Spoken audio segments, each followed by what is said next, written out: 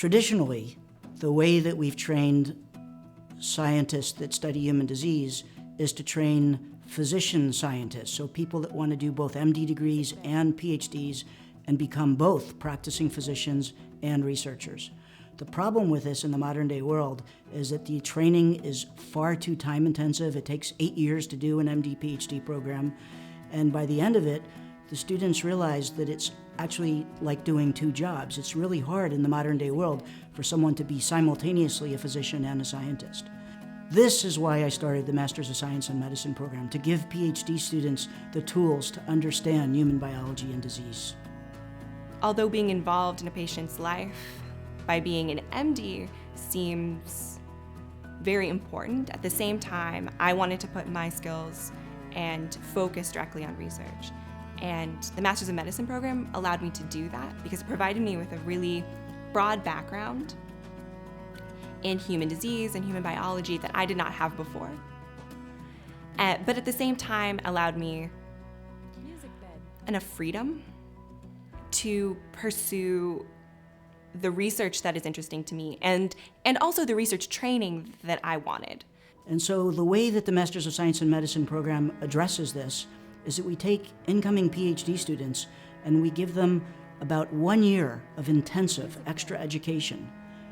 So 1 year of time that we add on to their total training time that enables them in a very deep way to know about human disease and to study it. And I think this is a much more efficient mechanism, and in the end, we're starting with students that are committed to a lifetime of research. My interest was in medical devices, and I wanted to do research in either treating diseases that haven't been treated or improving medical devices. And when I found out about the Masters of Medicine program from an email from Ben, I had never heard of this before, but when I read it, it was super interesting to me. It offered the first 2 years of medical school classes for PhD students who wanted to do translational research that would eventually help patients in the clinic. And I figured, well, if I wanted to do research on medical devices, I better know a thing or two about the physiology of how the human body works, and maybe even the pathology of the diseases that happen and that I could potentially treat with these medical devices. If we could increase the number of our very best scientists enabled to work on human disease, I believe this would have extraordinary impact in greatly accelerating the rate of new treatments for disease. Typically, PhD students don't work on these translationally relevant projects.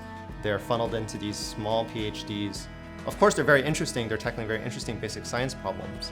But the Masters of Medicine really kicks those students to thinking about the next step.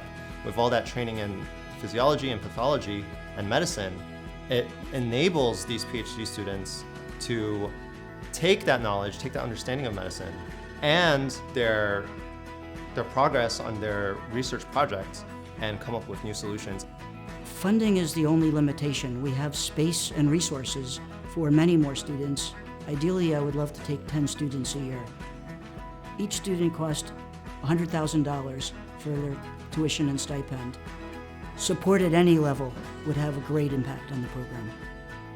My hope is that the Masters of Science in Medicine program at Stanford will be so transformative that other universities will realize that this is critical for them also to start if we're going to galvanize the rate of research on human disease and development of new treatments.